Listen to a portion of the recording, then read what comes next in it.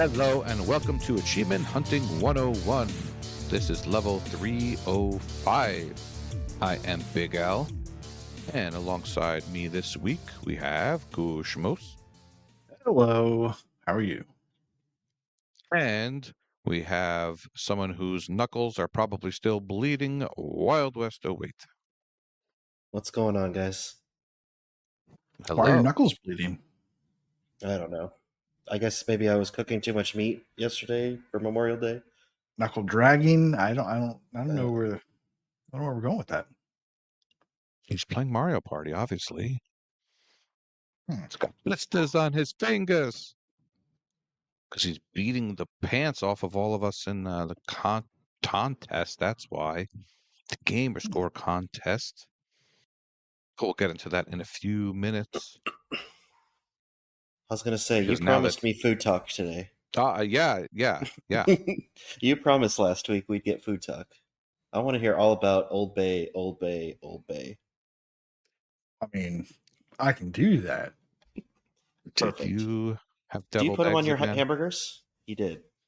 No, we didn't have hamburgers. We had hot dogs.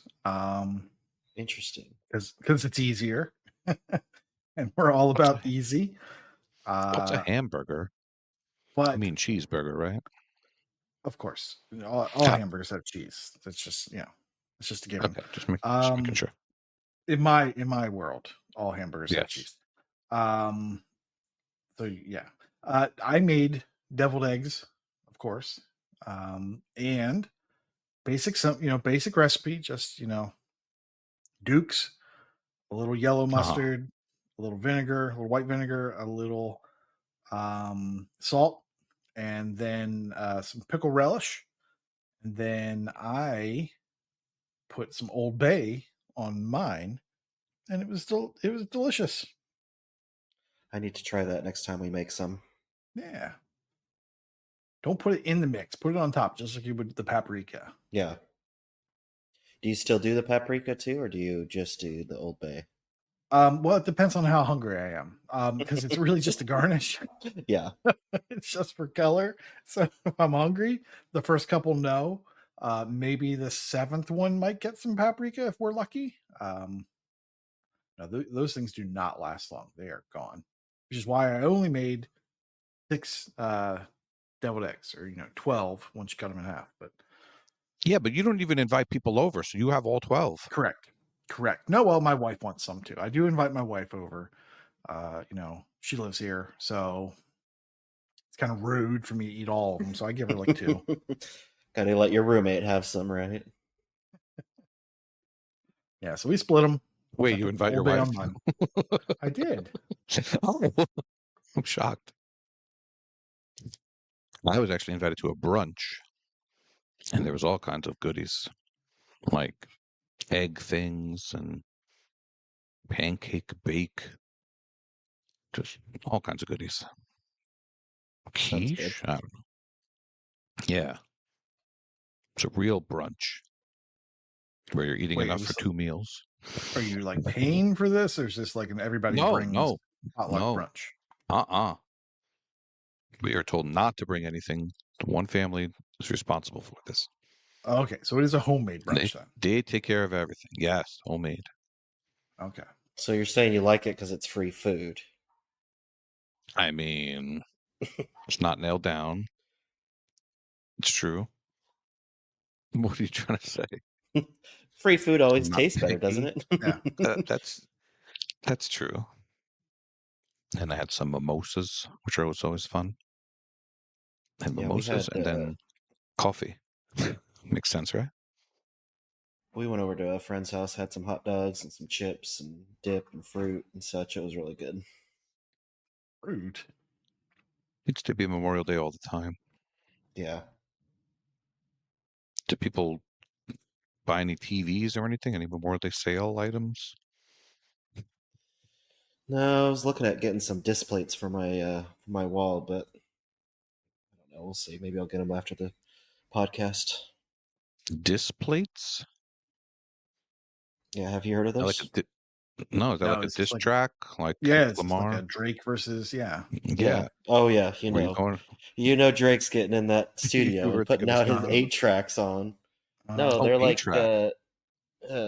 no, they're like little metal plates that have different either video game characters or anime or I mean just basically anything media related. And you can get them in a bunch of different styles and just kind of basically like fan art type stuff. This plate. so it's like a combination of Oh, display and like decorative plate. Is that what it is? Yeah. Displate? these Yeah. are cool. Yeah. Are you checking it out right now? Yeah. Yeah, they're pretty. I mean, As luck I would would. have it, there's displate.com Who knew? and there's lots of displates and they're very expensive. So I will Yeah. click the X before I do something stupid. I feel like Fufu talked about this a couple of years ago. These look familiar. There's a cool portal one. Oh man, this is awesome. Yeah. Yeah, they got a bunch of varieties. I have a Halo one that I'm looking at, and I believe a Assassin's Creed one. Are they And easy to one hang more. up? Yeah, they're supposed to have kind of like a little magnetic thing that you put on the wall, and then it just sticks right on it, so you can take it out if you want to. Can you get us a sponsorship with Displate? I mean, I would love to. Stick magnet here, easy tool-free mounting. Displate. Does the body good? No, that's not right. All right, well, these look cool. I will send you links to the ones I want. And I will promptly do the same thing you're doing and just put an X over it. And Hey, rude. yeah, I know. I know you have no money left after all the games you've been buying. I told you. I didn't even buy any games from last week either. I don't believe you. I believed you last week, but you played another 256 games this week. I don't even think At I played least. 256 total this month. Yeah. I don't know. Like you went over that 255 limit. There's a limit? I don't think Chewie put that in the. 255 is the limit, right? That's how many rupees you could have in the original Zelda. There was some sort of limit with that number. I'm sure Kush knows what I'm talking about. Well, I think you're talking about like There's- bits and such. I know there's but, a 255 was the number. There was a limit. So there's a game called Skull and Bones that's going to be free to play on Xbox this week. The only reason it's in here is that I'm sure Kush wants to play this game with Jay Block. Is that I true? just want him to know what a real pirate game should feel like what Oh, combat really? should actually feel like. Yeah, yeah, Mm-hmm. yeah. You Yeah, no. shade at some other game?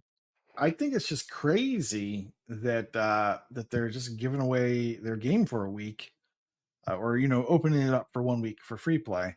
Like I can't remember the last time anyone's done that, and I know Skull and Bones hasn't done what they wanted it to. So I just thought this was an interesting little experiment. I was wondering, not if you guys, because I know you guys won't do it. I was wondering if anyone else was interested in that, and if they were going to try to, I don't know, squeeze some juice out of there. I'm tempted to. I mean that this crazy contest will be over starting on Thursday. So, and that's when this opens up. So that's Does it really? pretty good timing. Yeah, it's Thursday to Thursday. I didn't read the article yet, but I was just about to say when you were talking, like, if it was next week, I would be on it because I believe it's a 40 to 50 hour completion, so not that bad. Yeah, it's a little bit grindy at the end game for pieces of rope or something like that, but yeah. So the contest, our Star Wars contest, ends on the 31st, which is Friday. So you still got the better part of a week to be able to focus. Once your back heals up. All right, talk to me about this. Talk to me. You're all in on this? Is it? Oh no, I'm not 100% in. I'm thinking about it. They've been touting themselves as a quadruple A game. Quadruple A, yes. That was Is that was they the thing, came right? up with, or did the fans come up with that? The fans No, did not no, come up with that. Ubisoft came up with that Yes, very they early did? on. They did. Oh my god, I hadn't heard this. I'm looking at all the comments about it. No, it was Yeah, Ubisoft that made that They're really ridiculous hyping it statement. up. yeah, they came out super early and said this will be the first quadruple A game ever, and which when Really? you have to brag about that, it's going to be bad. So that means it's going to take 3 weeks to go down in price instead of 2? Well, it's already gone down in price multiple times Oh, since it's damn it, released. Ubisoft. I mean, I think And they haven't there's done someone on this. my friends list. Was it Dude that played it, or someone had played it and I had think it was finished Ace it? was talking about it. Ace, It was that's you're right. Ace. It was Yeah. Ace. He said it was decent. He said it was good, not as bad as it. How many players is it? So it has 14,467 players. Oh, 200 and, simultaneously? yeah. 226 have completed it for 2% completion and 3.36 rating, so kind of on that average. Meh. And then I was Oh. wrong. It's a 35 to 40 hour estimate completion. So Yeah, I And played the this beta was, or the demo that they put out. And I this thought it was was a $70 okay. game. and Yeah. I think there's one like not really like a multiplayer achievement, but it's a greet players quit chat option. I don't know how that works in the online, but I don't really see much that would look like a multiplayer stuff. So I wonder if you can just go do your own thing, not have to worry about other players. Oh, What I here's was straight asking out. is how many people could play at once? Can you Oh, play with your friends? Can you I believe you can. trick Ace into completing it for you? Stuff like that. I haven't heard anything on that yet, but I mean, there's a few achievements that I'm seeing as I'm looking at it, like trade with 3 other players, do something with 2 other players. I can't find that one again, but it looks like you'll have some interactions there if you want to play with people. But oh yeah, here it is. Group up with 2 other players during gameplay. So doesn't look like a lot of. You can either do just the quick multiplayer stuff and move on, or play with friends if you want to. It looks like. I have very few people on my friends list with this game. So maybe after that, this weekend, there'll be 2 extra people, you guys. That's my hunch. Maybe you could trick me into joining you. Figure I will probably dip in because I know at some point I'm going to do that Ubisoft for a month again to kind of get True. one of their full price games for $20 or whatever, and dip into a whole bunch of stuff that month. That was pretty cool last time I did it for the Prince of Persia. So I Did you play anything else that month? Yes, I did. I completed Prince of Persia, and I completed some sort of Monopoly business, Monopoly Madness, I think. Oh yeah, Those And I Monopoly thought games were about fun, actually. I thought about starting something else and said no. But I can see, stuff has been building up. Oddballers looks kind of fun, which is currently on sale this week. I think $5 or $6. So I'm kind of tempted. But I know I'm going to do Ubisoft Plus at some point in the future. So I'll probably just wait. yeah. I don't think they have a lot of easy stuff. I think the Monopoly and the Uno games are like the easy games in there. The quicker ones at 6 to 8ish hours, or the Monopoly ones I think are a little less. But Yeah, I think I've probably gotten most of the quick stuff out of the way by buying in the past. But I wonder if the new oh gosh, I wonder if that new the last whatever, the World War II game.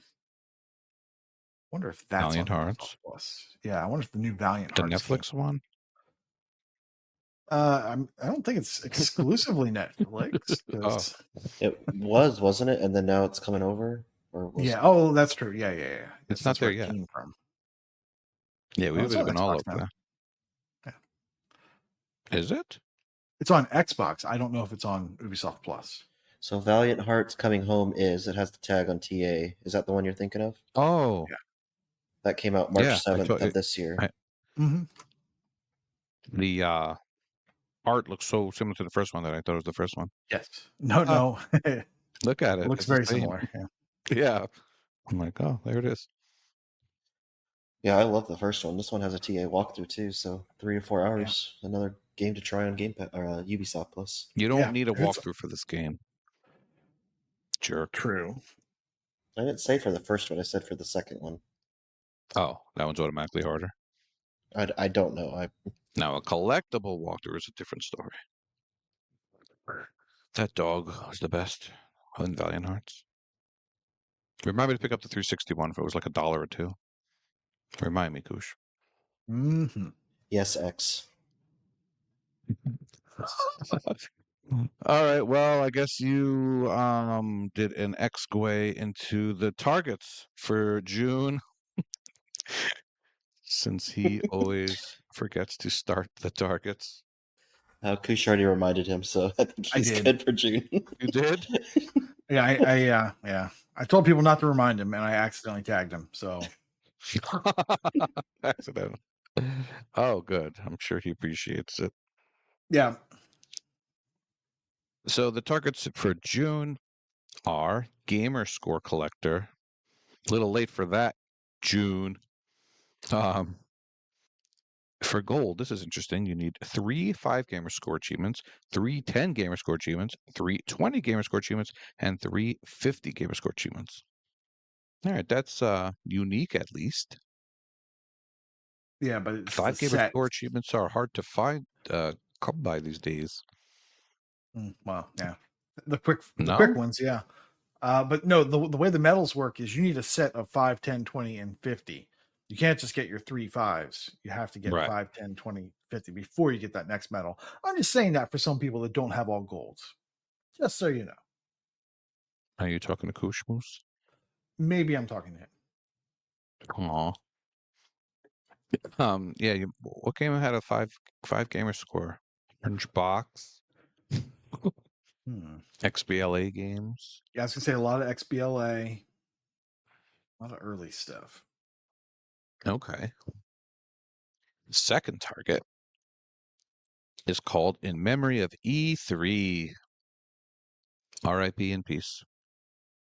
With E3 now a distance memory of the past. Good job, TA. I'm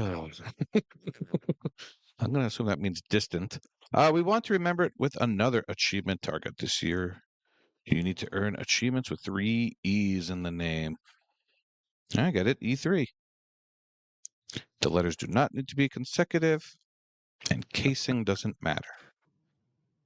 I like how they have to put Sure. that it can't be consecutive. Yeah. like oh, what word has 3 E's in it we in a row? like just we.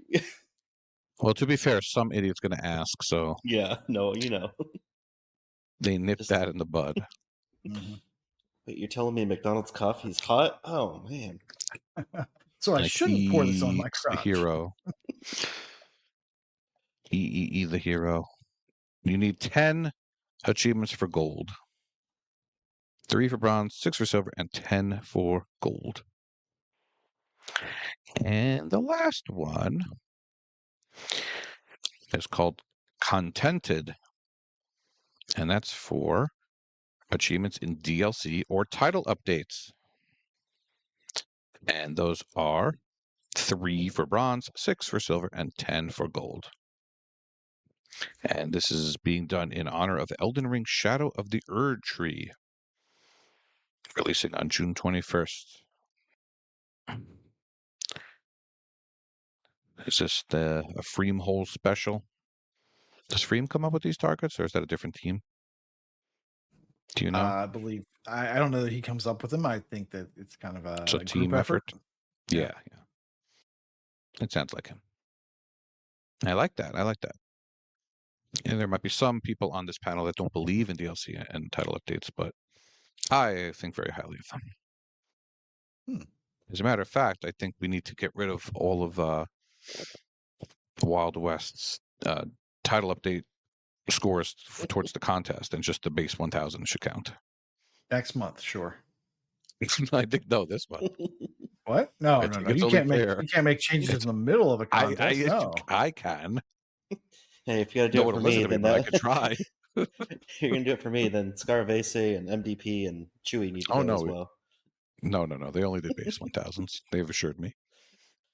No, if they did that, then I think it'd be a wide different margin of there. Yes, they're only playing like Avatar and NBA 2K5. That's it. That's all they've been doing.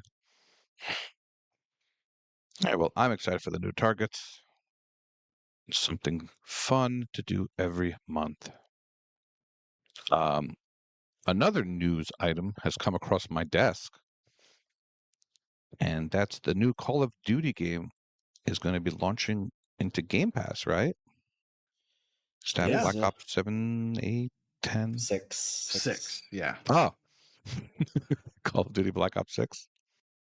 There's a lot of confusion in the forum for No. TA about Black Ops 6. People seem to forget what numbers we're on, but I played one, and that's it. Blops it was called. Are they still doing a campaign and multiplayer, or is it strictly multiplayer now? Pretty sure they do both. yeah, they only took 1 year off of the campaign, from what I remember. I'm pretty sure they're very short experiences. I'm pretty sure the campaign's still very short. Because most people are buying it for the multiplayer. Yeah. But I've always enjoyed their campaigns. They're bombastic. So I think Kush the and I were type of talking. geniuses. Oh, Well, I was going to say let me- Kush. yeah, no. I was going to say Kush and I were talking at the beginning of the before the episode started. But I guess I want to hear your thoughts, El, or Kush can kind of talk a little bit about what we talk. Do you think this will be good for Game Pass? I was going to say the type of person who plays Call of Duty only for multiplayer is probably the type of person that doesn't know what Game Pass is and will probably just buy the game anyway. That's what I was going to say. Yeah. I've said that in the past. I don't know how smart the average player even is, and if they know what Game Pass is, they might just think it's automatically a scam. But I would hope it's good for Game Pass. If people really need to tell their friends what it is, like the casuals really need to learn about it. Yeah. And to me, the casuals are the ones playing Call of Duty only, Madden only, NBA, stuff like that. But if they do know what they're talking about, then yeah, sure. But it might be cheaper for them just to buy the game outright and not pay, what is it now, $18 a month or whatever it is. And Mm-hmm. I don't know how many people are interested in just trying it out for a month and then canceling if they don't like it. But Yeah, I I would don't hope overall really. it's good for it. Yeah. Yeah, I don't really see it like losing sales at all. Like that was the thing that has been on a lot of comment sections I've read about the news item and everything, that people were saying, "Oh, it's going to lose sales and it's going to cost them money and all this." And I think you're right. Like No. either you're going to buy it anyways, because the people just do the same thing every year. Like you said, they're just going to go out, they're going to buy the game, they're going to play it, and then people like me who I haven't played a Call of Duty game since I think Ghosts was the last one I played. And Hmm. if it goes away from that all inclusive Call of Duty, what is it that they're doing? Like they lumped in the last game to like a game launcher type thing. So it was just basically a title update or DLC update is what they did for the last game. If they put it as its own list and everything, and it's just typical Call of Duty campaign achievements, I'll give it a shot and play it. Well, I think they're going to lose some people, or they're going to lose some sales, right? You have to, because Sure. there's some subsection of people that have Game Pass and also play Call of Duty. So yeah, some of those people are not just going to go out and buy something that they already have access to. Mhm. So that's a small subsection, I think. But maybe they're banking on the fact that, maybe people will learn about Game Pass and they'll get new Game Pass subscriptions and then they'll like it and they'll stick with it. Who knows? I mean, we don't see these numbers, We're not a financials podcast. we don't know this. But maybe that's what they're seeing. I don't know. And it also might be, like I said, they might, like people like us, the same people who might want to check out um, the Skull and Bones free thing. Mhm. Like we might say, oh, let's try this Call of Duty. We haven't tried it before. Just pick it up But a for a more month. They casual weren't, type of person, the people yeah, that don't that might get Game Pass for a month. Yeah. somebody that wasn't going to It- drop $70, but will drop $20 to check out a game or a bunch of Right. games, and then maybe not. Yeah, Yeah. And Like, then oh, maybe they yeah. will buy it later on. yeah. Yeah. I mean, it's That's gonna possible. do gangbusters on PS4 or 5 or whatever they're developing it for, and they're gonna do, Yes. Yeah, And the Wii you know, U. and whenever I don't know what they're making it for, if they're making it for both of them or just the 5, but it'll, sell like crazy there, and then it'll, I'm sure it'll be, I don't know what the Wii one is, because I know in the all the court documents they said they were going to make it in Nintendo Wii, not Wii. Now you have me saying the Wii, the Switch. Oh, the Game Boy. What Game Boy version are they going to support? There you go. But the PSP. That's what I'm looking forward to. I don't care about the stuff that happens in the Xbox, E3 thing that they're doing here on June 9th. I want to see what Game Boy Advanced Right. Call of Yeah. Duty they're coming out with.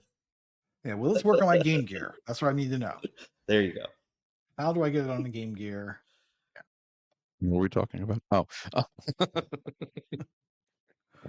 So yes. New Call of Duty. Curious of the listeners' thoughts on this. It's definitely a game also that people get their friends to buy and play with them. Hmm. So I will- there's I will play it definitely as soon a as I chance. finish Blops 3 and Blops 4 and Blops 5. Mhm, Then mhm, I will jump on mhm. it immediately once it's on Game Pass. Absolutely. Shoot, dude, you're gonna be. We'll see you in a decade then. It's a How thing much- that will happen, I'm sure. All right. Let's get to our game showcase. We'll get back to Chewy's contest a little bit later. Let's go to a real game first. At least I assume it's real if Kush is playing it. What have you been playing? Oh boy. I talked Oh about boy. this last week, or I referenced this last week. Chance of Sennaar. Sennaar. This Yeah. game came to Game Pass like 2 weeks ago. Let's just call it 2 weeks. Calendars are hard. And TA says that it's an adventure game. And I said, no, I think it's a puzzle game. But then I looked at the TA definition for adventure, and I guess it works because you are not just you're not in a menu, like a phone menu, picking this level, picking that level, picking whatever. You are moving around an environment. There are some stealth sections, little tiny bits of stealth you have to do. And they're not too painful. If you get caught, you just start the screen over again. Not too bad. Okay, so what is the game? You play as what looks like a guy in a scarf or a guy in like some hooded get up, and there's no talking. Everything is done through text prompts. So all your conversations are done through on-screen text prompts because it's kind of like the Tower of Babel. There's multiple languages going on. There's of course your English, right? But you're talking to these people, and they're talking in glyphs, and you don't know what those glyphs mean, and you have to kind of interpret what the glyphs mean through all kinds of context, through things that are written on signs on particular walls, perhaps on shops, perhaps on murals. And then maybe it's a conversation you're having with someone where there's only 3 things in the room. So you would assume that these glyphs have some significance to the things in the room, like switches, for instance, to control the flow of water.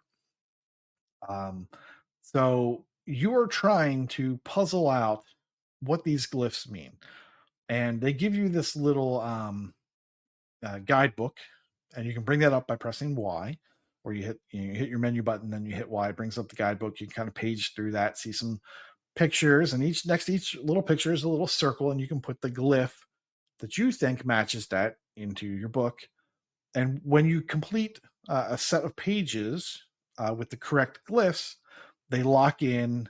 You get confirmation that these are the definite meanings of these glyphs. And if let's say you can also put what you think the glyph is, and you can type that onto the glyph. So you go over to a glyph you think you understand.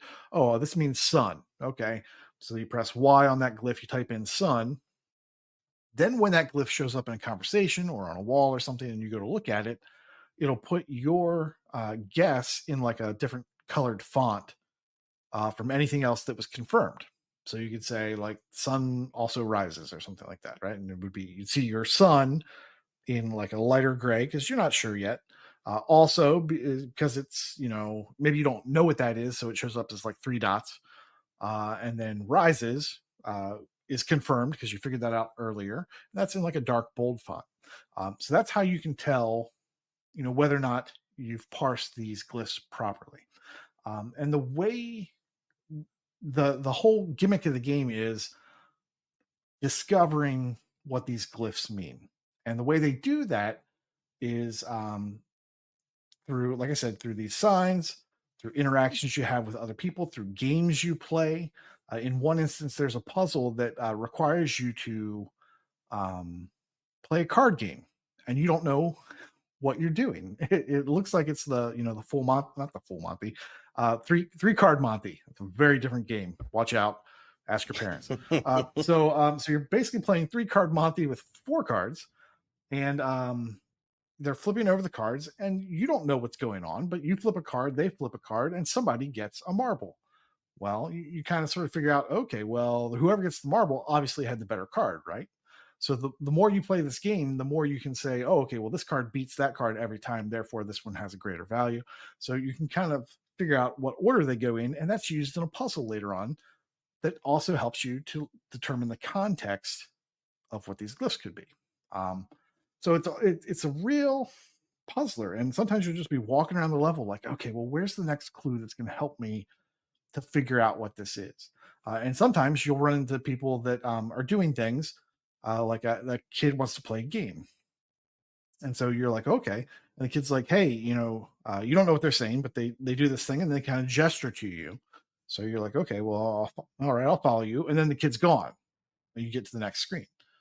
So what do you think you're doing? Well, you're playing hide and seek. So some of those, when you find them, they're like really happy and they say something. You don't quite know what they're saying. But when you see the same symbols repeated, you can sort of determine, okay, well, there's a verb here, there's a noun, these sorts of things. I know it's really exciting to talk about the parts of speech. Like that sounds like a really fun game, but it works. It really does work and becomes a very fun puzzle. And it turns out there's like a caste system, and your whole goal is to get, I think, to the top of this tower, this caste tower that you're doing. The very first level, it seems to be like a religious kind of caste. The next level up is kind of like a military caste. I don't know what happens after that. I think science. I'm not sure. I'm only on like the second level, and I've put in, I don't know, let's say 4 hours or something like that. But it's a really interesting puzzle game that I've never played anything like this before, where everything is just, kind of connected, because in order to solve this puzzle, I need to know what these words are. Well, I can't do that until I go talk to these people or I go solve that.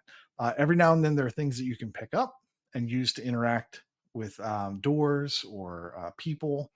And that'll kind of also help you kind of progress through that. Maybe that opens up an area of a temple that you hadn't been to before, for instance. Sometimes you'll be impersonating different castes, like you're already in a robe, so you look pretty much like the priest caste.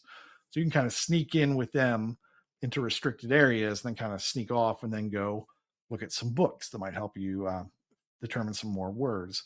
When you're in the warrior caste or the second level, you can find like a storeroom and you can put on a disguise, but you have to put on the right disguise. If you're not paying attention to what the guard's wearing and you put it on a different set of armor, they're going to know, and boom, you have to restart that area or that room, maybe go get a different set of gear to get the right stuff. So it's a really cool kind of puzzle, but it's an adventure game because there is a little bit of, like I said, stealth or kind of action you have to do. You have to navigate from room to room. There is quick travel. There are these little terminals that will allow you to select other terminals that you've met or that you've been to.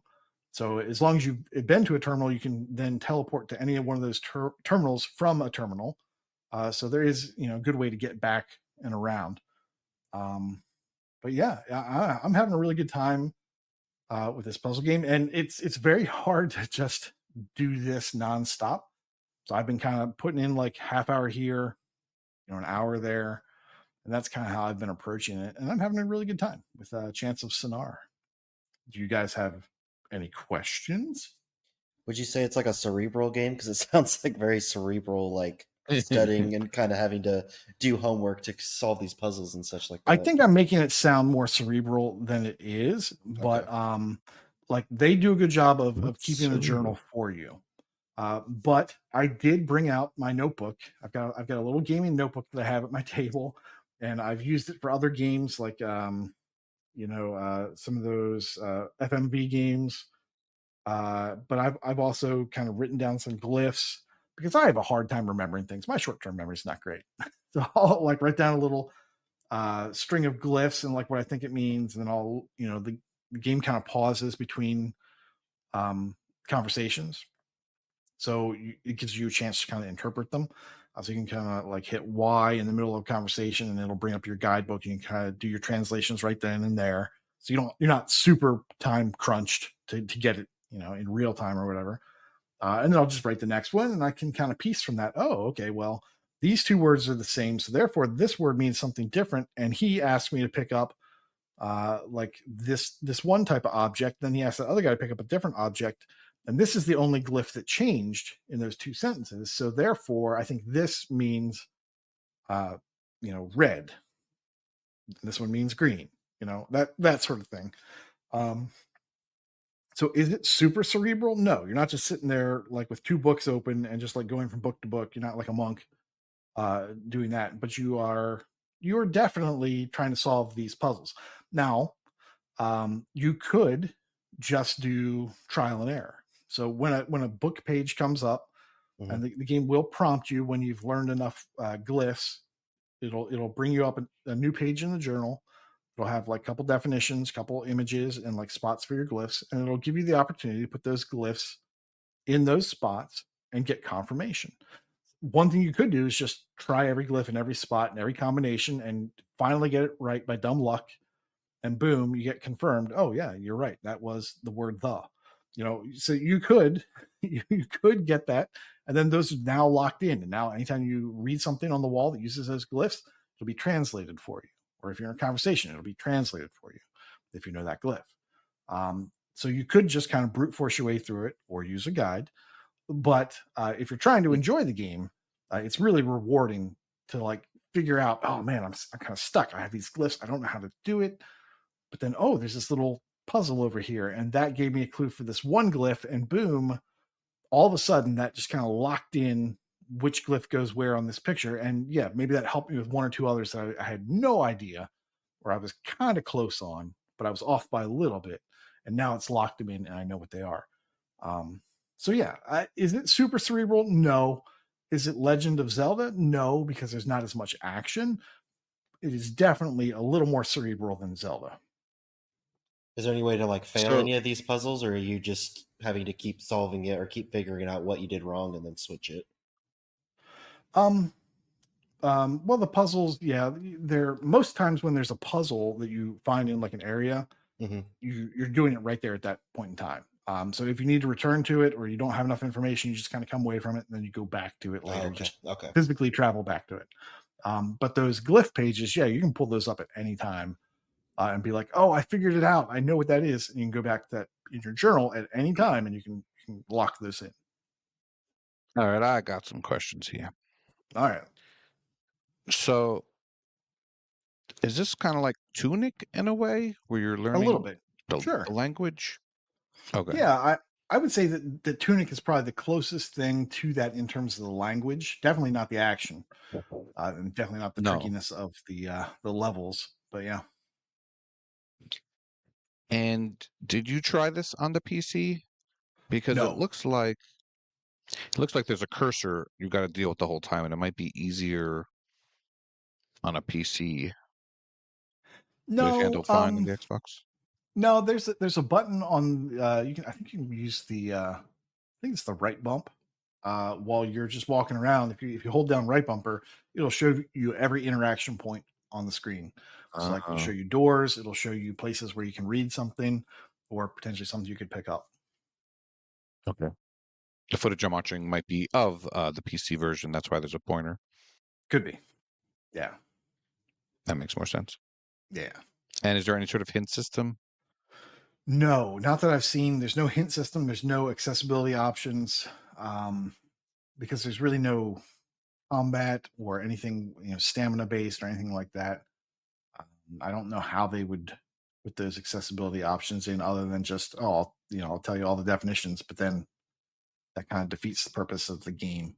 I haven't seen a walkthrough Sure. on TA. I'm sure there's one on Steam.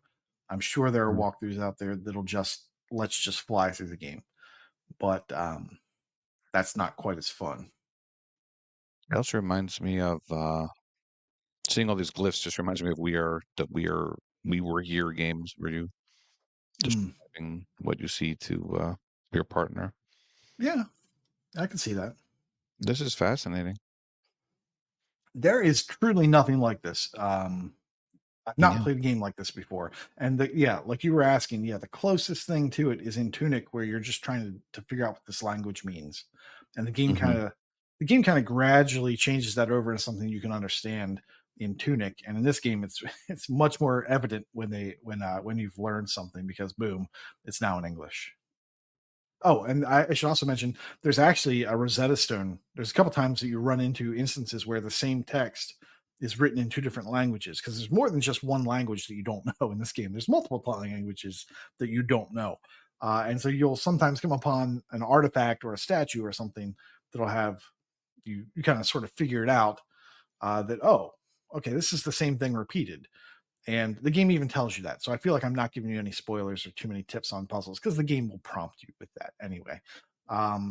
That, oh, okay, well, this somehow means the same thing, even though there's 5 glyphs versus 4 glyphs in the other language.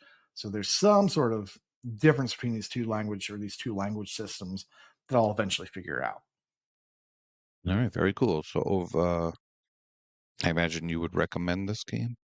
For people that like puzzles, yeah, I think it's or more puzzle in your Zelda than you like combat in your Zelda. This might be something you want to check out. I When I had heard about it, I was like, wow, that sounds really cool. But I don't know that I want to pay, however much it was for. I think it was like $20 or It's $20. Yeah. yeah. I was like, I don't want to pay $20 for something I'm not sure about. But it's in Game Pass now, so it's a no brainer for me, and I'm pleasantly surprised with it. It's not my sole focus game, but it is one that I am trying to make sure I don't spend too much time away from. Definitely has a healthy amount of people completing it. So whether or not they're using a walkthrough is Yeah, undetermined, but I'm there's sure definitely video walkthroughs out there. if achievement hunters want to get through it, they're going to be able to Yeah, get through it they'll find with a guide. right. Not a problem. Just curious if there's any missables, because that's always the thing. If there's no missables, definitely more likely for people to try on their own, I think. I have scanned the achievement list, just to kind of prepare for this. The achievements are mostly for progression based, like getting to this next level, getting to that next level, getting to this room, getting that sort of thing. There's one that looks like it might be possibly missable, and that's just for doing a certain action after a certain time, or after you've completed a certain task. And so if that is missable, I'm sure it'll be marked as such for too long.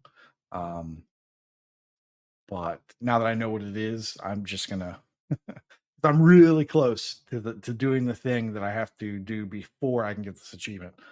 So I will definitely be grabbing it. I'm not interested in playing this twice. It is fun, but it's not play twice fun. So Okay.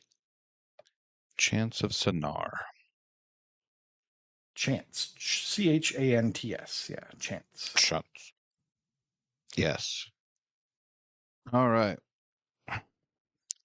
So going back to the contest in which we were told to not exhibit any unhealthy behavior,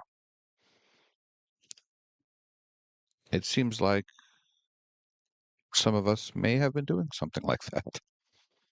Koosh. Unbelievable. No, I know. Kush and I have around 30-something thousand gamer score. Yeah, these I've scores were been from earlier. I'm I've sure been they've changed. basically I'm sure they have. I've basically been playing Windows games while watching stuff on TV. So I think we're going to just talk about a few of the things we've been playing. Wild West, I think, has played 96% of the games on TA and has a well over 300,000 gamer score this month. Hats off to you, my friend.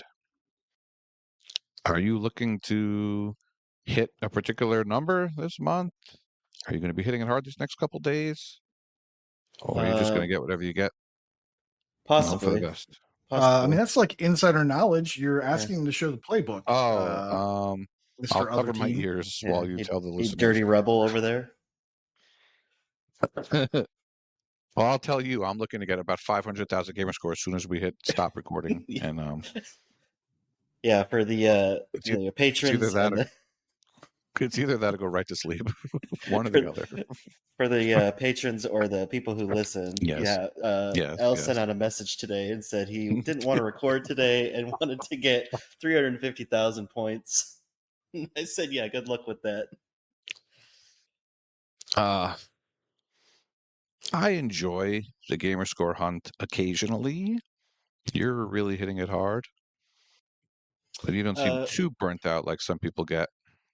no, I mean, because I knew that this was always just going to be a month thing for me. I'm not going to be doing it full time. I don't know how those people, on the top, 25 or whatever, however far you want to go down on the TA leaderboards for gamer score or TA score or whatever you want to look at. I don't know how they do it day in and day out and everything. I enjoy, I've had fun this month. I knew that it was just going to be a self-contained May thing, and that was it. So, I uh, think they fool themselves into thinking they're having fun every month or every day. Or more accurately, it's probably that they're in it so deep that they're going to stay in it. yeah. Yeah, it's I would agree with that. I think that they just feel like they've got to protect their time investment and everything in there. But Not committed, as they say in the poker world. yeah. I'm no 350 guy, but my strategy, I think I talked about it previously. My strategy was to complete most of those things that kept getting title updates that just, the discrepancy between what I had played and the total amount of gamer score had just grown over like 2 years. And I was like, you know what? I just want to get those out of the way, get them off my tag. But I've also been focusing on other games that I haven't completed that had just a little bit left, or the Gamer Pass stuff, Game Pass stuff, not Gamer Pass. So like completing Same thing. Chicory, Are you doing? completing McPixel 3, which I think might be going away sometime next month. JoJo's Bizarre Adventure. Oh my gosh, what a slog! But finished that for this month. And You got yeah, it done? just kind of. What's that? You got that one done? I did get that one done. It Oh, good. wasn't as bad as I thought it was going to be, but it wasn't fun. Uh, it just wasn't fun. It ended up being a slog, but I got it done. And I have to give a shout out to my guys, my Sunday night? No, it's my Wednesday night crew. That were doing Outriders. Now, granted, they started Outriders without me because it's a 3-player game. So it's my Wednesday night crew playing on Tuesdays without me to do a 3-player game. But they were good to their word, and they completed Outriders, the DLC. I think it's called World Slayer or something, and that's very grindy at the end. And they just completed it, I think, last week or the week before, and they carried me through the really grindy part. So I was actually able to get the full completion, including the DLC, in 81 hours. And I think they were around 150 or 160. So big shout out, to Freem, to Mattism, to Saucy, Slingo for kind of pushing me through there and getting that done. Now, it wasn't a ton of gamer score, but man, it was nice to get that completion and to uninstall was it 106 gigs? So that was nice. Can I help Big L? Come on now. You got to talk to those guys. Saucy. Now, I see that you also got Chicory, A Colorful Tale done. It's true. And I see Freem Hole and Matt has got it done in a similar fashion, which leads me to ask you, did you simul it with them? No, Because, of course, simuling is a thing. no, it's not a thing, and that's disgusting. How dare you? No. I mean, I'll show you a screenshot of the three of you completing it together. They all started. Well, we were not simuling. We were definitely discussing how the game Yeah. doesn't really do a good job of helping you to Mm-hmm. get the completion, like the cleanup in Chicory. Now, when I first talked about Chicory, I hadn't gotten to that point in the game. So I can tell you that the cleanup is not really well done. There are NPCs that will tell you, "Oh, you still have 5 things to find in this area."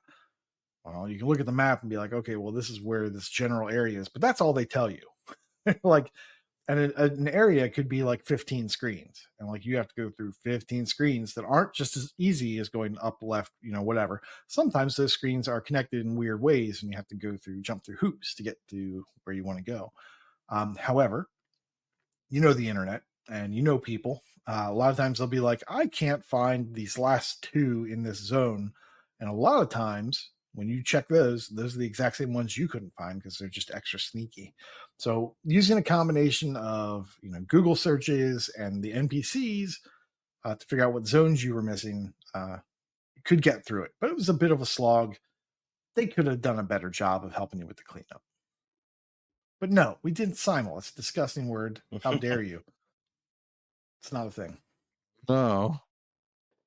According to what I'm seeing. Well, you can insinuate all you want. It's not. If Saucy knew how to work with others, he would be simuling with you as well. The other one. That's what it looks like. So what's your next simul venture? Not a We thing. didn't get Arcade our Paradise. June leavings yet. Ooh. Maybe. That's Freem's favorite game. Maybe Rocket League. Oh yeah, they're fixing I that can't believe you don't achievement. have that. I can't believe you don't have that completed.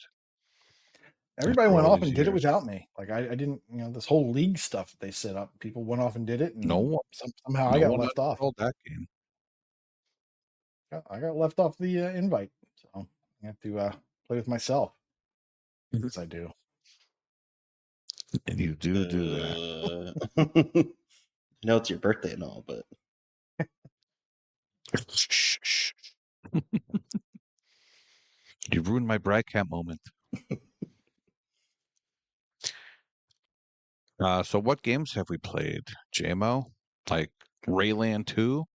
That's a classic. oh yeah, we'll be talking about that in 10 years from now. Yeah, I mean the I two. actually like that game. Yeah, I mean they were fun. I actually enjoyed it a little bit more than I thought I would. I thought it'd be just kind of a simple puzzle game, but it was decent. And I never played the first one somehow. I played 2. I saw it had 3,000 gamer score. And it was one of those like the Lily Puzzle World game that for $5 you get an Xbox and a Windows stack, Yep. which is the best thing East Asia Soft has been doing. Yep. And I did a good number of them on my own before resorting to the walkthrough.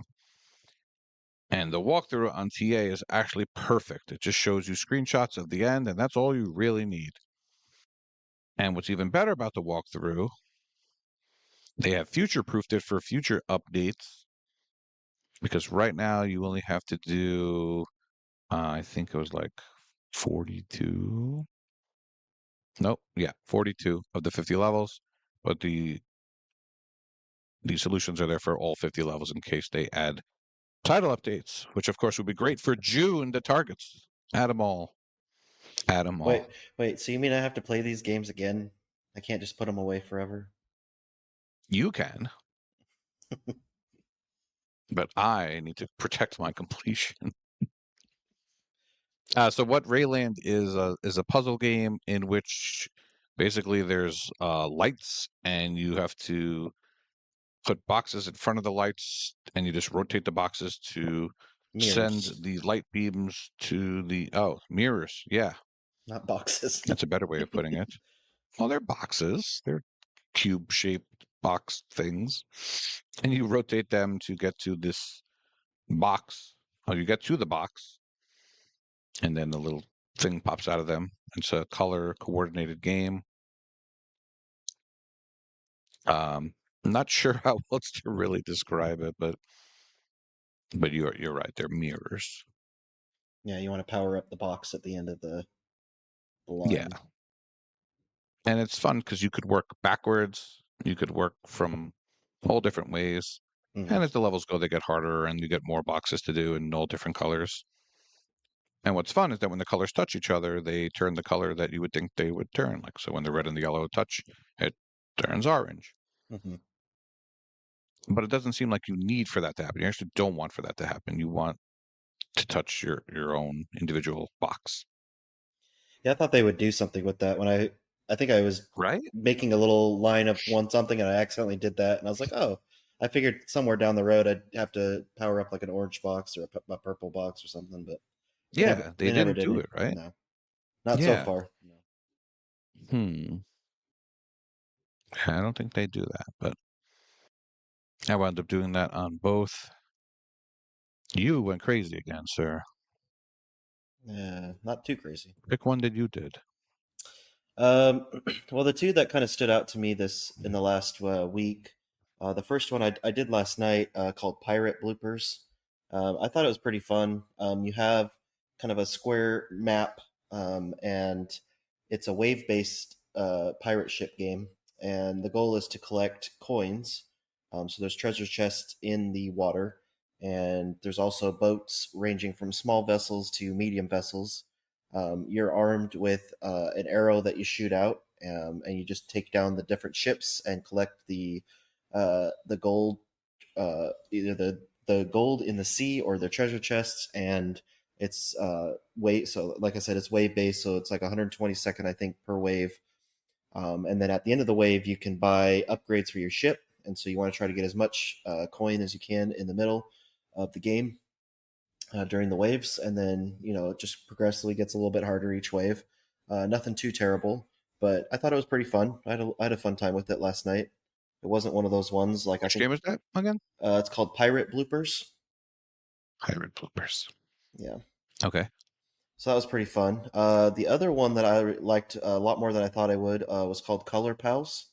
Have you played that one? Oh, yeah. I think you talked. Did you talk about it? I did, yeah. Yeah, I liked it. I I mean, like that game a lot. it was a lot. It was different. It kind of reminded me a little bit of what was it? Was it Fez? Was that the one that had the different colors, Mm, or what okay, was? yeah. I'm Yeah. trying to think of if it was Fez. There's one on Game Pass a long time ago, or it was free or something. No, not Fez. I can't think of the name. Maybe somebody can help me. But there was one. There was one game a long time ago I played, and you The had to one with the change. colors. Yeah, it was a platformer, and you had to, It's the one, it's Rue. Rue. yeah. Oh my gosh, just keep going, keep Hugh. going. Hugh. Hugh. There Hugh? you go. There you go. Okay, yeah, Hugh. Rue. definitely not Fez. Yeah, definitely not. I don't know why I went to Fez. Hugh. Yeah, Hugh. Yes. it kind of reminded me of Hugh, but this one, yeah. Rue. So you have, yeah, Like yeah. a So you color have hue. I different get it now. colors. Yeah, you have different colors in the world that you're in, or that little level that you're in, and then you can only touch the color that your cube is in. If you touch any other color, then you automatically die. And it loads you back in really quick, which I like in those fail platformer fail things we've been talking about. I hate the ones where you have to go like Lily, where you had to like restart everything and it took like way too long to get going again. I just want to, if you fail, I want to keep going and keep trying right away instead of having to load in everything again for another try. But yeah, Color Pals was pretty fun. Eventually it gets more difficult where you have to kind of map your area out, make sure that as you're jumping from side to side that you're making sure you're in the right color. you're avoiding obstacles, and then you have to get to the end. You have to open up some areas, getting keys and everything. So I thought it was a fun time spending playing the different levels on there and everything. So uh, I had fun with those two games this week. You know what surprised me? I'm looking at what you've played, and I see you haven't, which is weird that you haven't played it amongst the 300 games you have played. Hidden Cats in New York and Hidden Cats in London. So I have That's- Hidden Cats in London. Okay, you have it, but you haven't I played haven't it. played it, not yet. I played what was the Breaking one at out the big castle? guns. Hidden. Yeah, that's a different series. Very Okay. similar. So I played that one at the Um, beginning of the month, and my daughters absolutely loved it. Like I was My playing daughter it. too. She My knows. daughter she loves both of these. Yeah, I mean, it was just so much fun. Like I was sitting there. I mean, I would find all the cats or anything, but I just wait, and they would just sit there and they'd scan the TV, like, Dad, it's right there, and it's like, Yeah. okay, so, go over there, get it, and then I just wait. So I took a little bit longer than probably you need to take to play it, but it was just a lot of fun. All three of my girls got really into it, and just pointing out the different cats and I mean, everything. they're $3. They're Yeah. $3, not on sale. That's like full price. Yeah. That's all they're asking for these things. London is more fun, I think, than New York because they have a lot of parodies. Okay.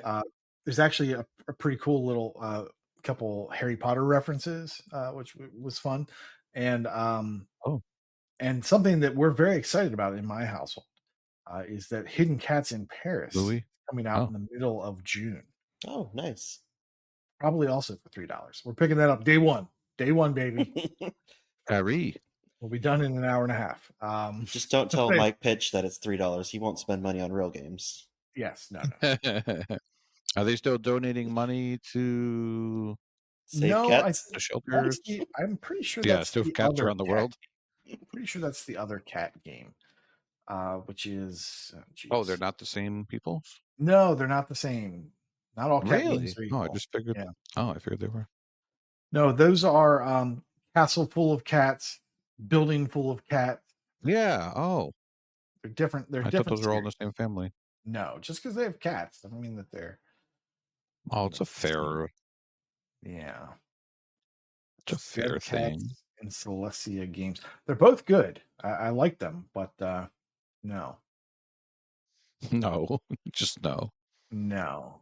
Which is funny though, because Silesia Games does Building Full of Cats, Castle Full of Cats, and they're also doing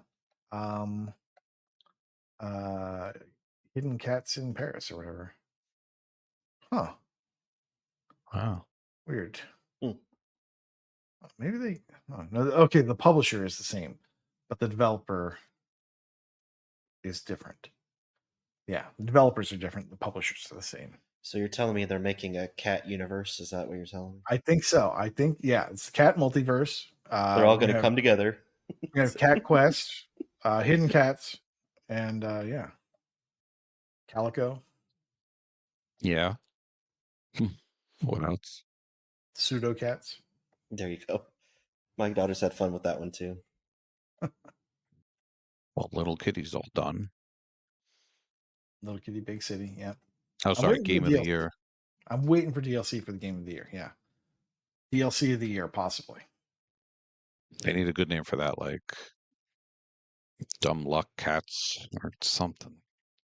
Something better than that. Yeah, going back to Color Pals. One thing annoying about these East Asia Soft updates is that they'll make you complete levels that you've already completed, and you'll have to go back and complete them again. Mm-hmm.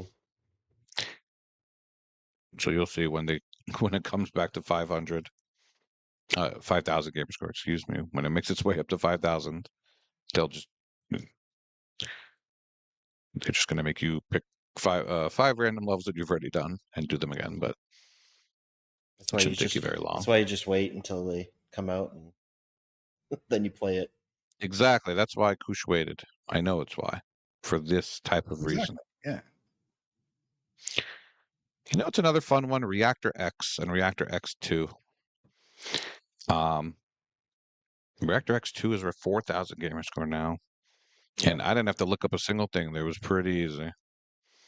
It's another puzzle game by Turnox. I forget if these were in the Zidalon family,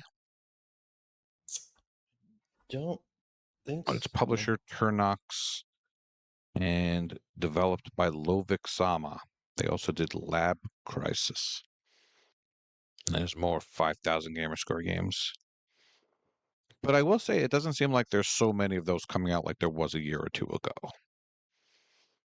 Now, I don't know if part of that is because Zidalon Man is in Ukraine, but that's just one guy. Like, was that Saint Hauser? Like, I feel like there was a lot of these a year or two ago, and it doesn't seem like it's that bad these days. Is that just me? Or are they still out there and I'm not looking? I'm not looking, so I do not know.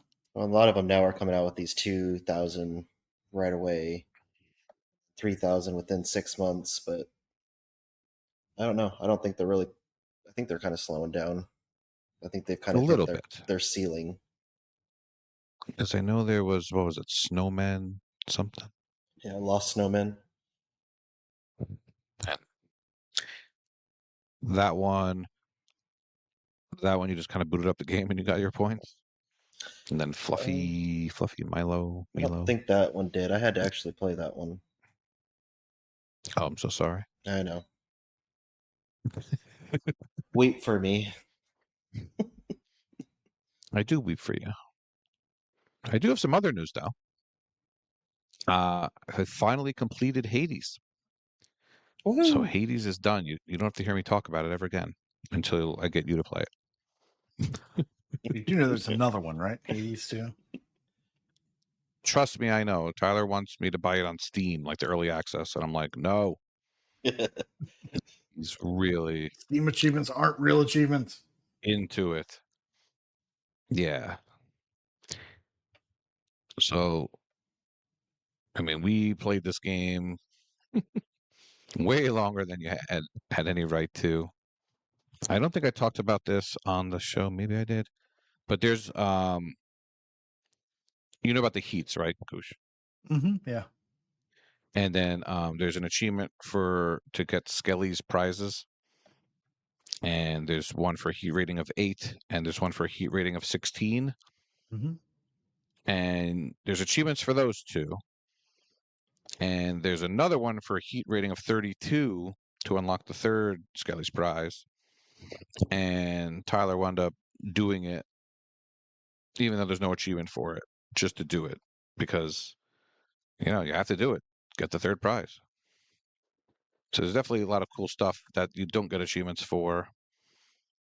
We played for over 100 hours and we're still seeing new dialogues with the characters and new interactions. It's just so much in that game. But it ran its course. We're finally moving on. And not to get too deep into the weeds, but our next project is Zelda: A Link to the Past on Super Nintendo. Yes. So that should excite exactly 3 people. So yeah, he'll play just about anything. So that's a good boy. My good boy who just turned 14. Oh my god. But yes, Hades 2 came out with a new trailer, and I'm like, I'm not watching the trailer. He's like, I can't help it. He's watching the trailers. An interesting thing in Hades 2, um, not to get into real talk, but Hades came under fire for having its characters be too good looking. I don't know if you heard about this, Kush, No. but both the male and female characters were just too sexy and too good looking. So in Hades 2, they added like a fat dude, some ugly people, and like this is something people complained about. The world is what the world Ugly is. people. Yeah, ugly people complained. But representation, I guess, is important. But I do look forward to all the new characters and everything that there is. I mean, when that's the thing they have to complain about, that's a good game. Yes, So it's amazing. It really is. All right. Were there any other games you wanted to talk about, JMO? Or are you good to go? No, that was about the highlights of my my last week. Hopefully, this will be the last time I play about. The last hurrah. Yeah. until you get tricked into something else by Hopefully not. Chewie and his devious schemes. I think we need to convince Chewy to do like a TA breakdown. Now it's a ton of work. It'll probably mean no contest do for it. 3 months or whatever for him to do all the number crunching. Would be interesting to see what were the most played games, most completed games, that sort of stuff. Oh, I mean, I you bet could you he would just do that happily. yeah, you could probably He just might. even Just look down my list and his list what you played. and Scarvese and MDP, like those top people. What the fuck? Mhm. I mean, we pretty much have played everything together, the same thing. You're all on the same team. It's cheating, I tell you. No, we're not. Everyone but Scarvese. MDP's on Yes. your team. Chewie's on your He team. is? Yes. Oh. Mhm. I knew that. Fuck, do better. Well, Okay, and anyway. Fug's on my team. Along No, with he's Wild. not. So yeah, Fug, do better. Yeah, he's not on my team. You're only number Yeah, two. he's not on my team. I told you. Yeah, you're only in second place. Come on, what are you doing? Come on, Fug. Aim for number one. Just Yeah, do he's on 3 your times team. what I you knew do. it. Oh, we have him. Mike Pitch. How does Mike Pitch only have 46,000? He literally only owns baby games. Because he already played all the games. Oh, you played them all already. That explains everything. All right. Unfortunately, we didn't get any Game Pass news for June. Oh, but of course, before how silly of me! Before we talk about Game Pass, we need to talk about sales. Kush, what tabs you got open? Well, it's that time to talk about The Last Campfire again. I don't know why you guys haven't played it. Wait, It's $1.49. I bought it. 15. Okay. It's in my well, game collection, waiting for Okay. RTDL to pick up. I mean, waiting for No, nothing. I know. I own it too. I did buy it. Yeah. Okay, good. You own it. Good. Simul. Go play it. Do not do Simul. It's not a thing. It's a good game. Oh, come on. We'll talk Uh, after. Yeah, it's kind of like a Zelda-like. It's Oh, kind of like a during. Tunic-like. It's a good game. Simultaneously. Use it to wash. During. Use it to wash out the bad taste of all these baby games. Play it next month. It's a good game. Next up, Dead Cells: Return to Castlevania. This is DLC. It's $2.50 down from $5. I don't believe it's part of a package or a combo. Maybe it is. But since I've already purchased those bundles is the word I was looking for. I have to buy this one separately, and I'm going to do that. Next up, we have Skull Island: Rise of Kong, $10 down from $40. This is an action adventure game. It's probably one of the worst games of 2023 if you listen to the internet. Excuse me. And also up for that title is Lord of the Rings Gollum, $12 down from $60. Also an action adventure game. Why don't you get them both for $22 and figure out which one was the worst? That's what I'm doing. And lastly, we have the Night Witch, because I love me a good bad game. The Night Witch, $7 down from $20. It's a Metroidvania shoot 'em up, 12 to 15 hours. I believe this I feel like it was more than $20 when it first came out, but I could be wrong. It's a cool little shoot 'em up Metroidvania, which is not the typical Metroidvania. So it's nice to get a little bit of variety. It's very good looking, and so people, of course, are going to hate it on the internet. Much like Hades. There are cheat codes for invulnerability and unlimited mana and such. So if you find that it's too difficult, you can make it way easier. And there you go. Yeah, and I already gave Kush crap for recommending Skull Island and Gollum, so But actually, you gave me crap for not recommending Gollum That's if I was true. going to recommend I was, Skull I Island. was like, you have to recommend both of them if you're going to do. I was only going to do the one, but you talked me into doing both. You're welcome. Yes. Well, lo and behold, more importantly, Kush's Game of the Year for 2013, or was it 1993? Duke Nukem Forever is on sale for $4. This game is legendary. Just play it.